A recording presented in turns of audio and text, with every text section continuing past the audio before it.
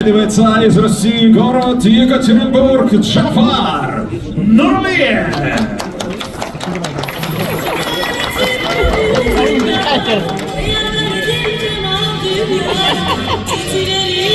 Dünya.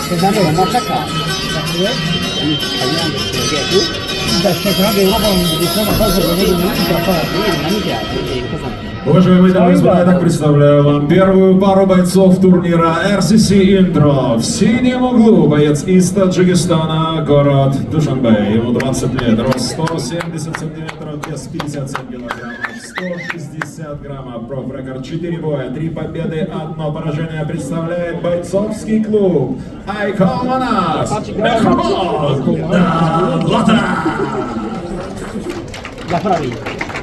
Его соперник в красном углу из России, город Екатеринбург, ему 22 года, рост 169 сантиметров, вес 57 килограммов, 200 граммов, профдебют, представляет Академию единоборств РМК Джафар Нурлиев.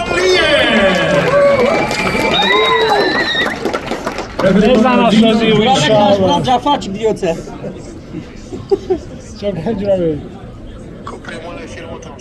نعم خي تماشاش که بعد جعفر چیه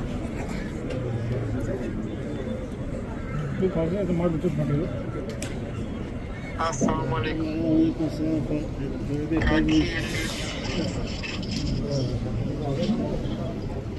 Герой СВО на турнире RCC.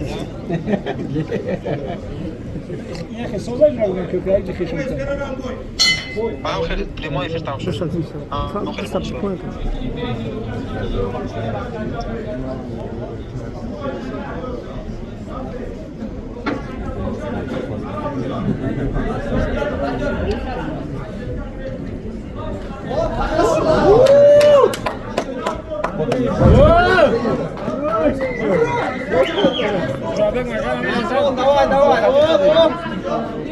Давай.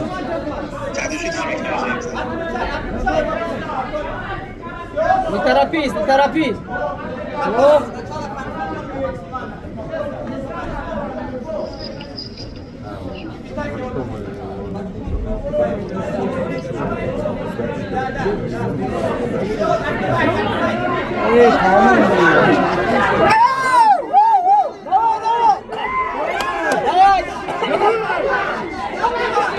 Давай, Джафарчик, давай, давай! Треба чашаранда унако? Давай, давай!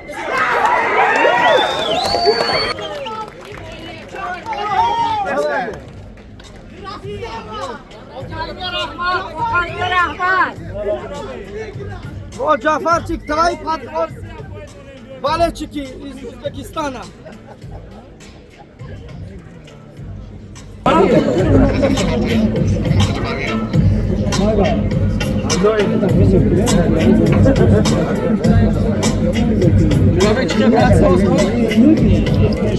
Salom Atiochba.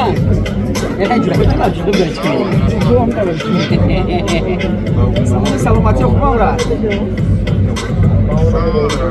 Az Emil mezana. Emil, brata Emil mezana, bo прямо od mene, brat. Возьми правильно. A se vija za pes? Давай.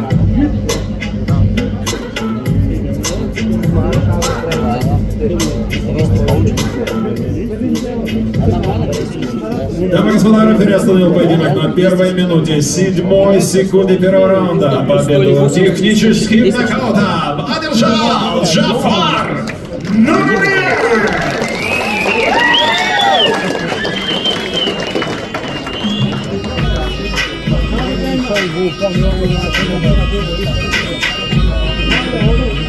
Nişan bu ametini.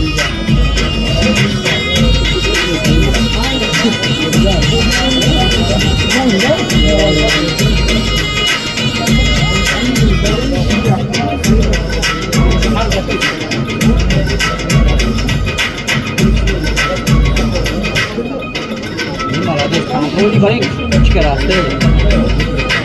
направка тебе. Пойдем,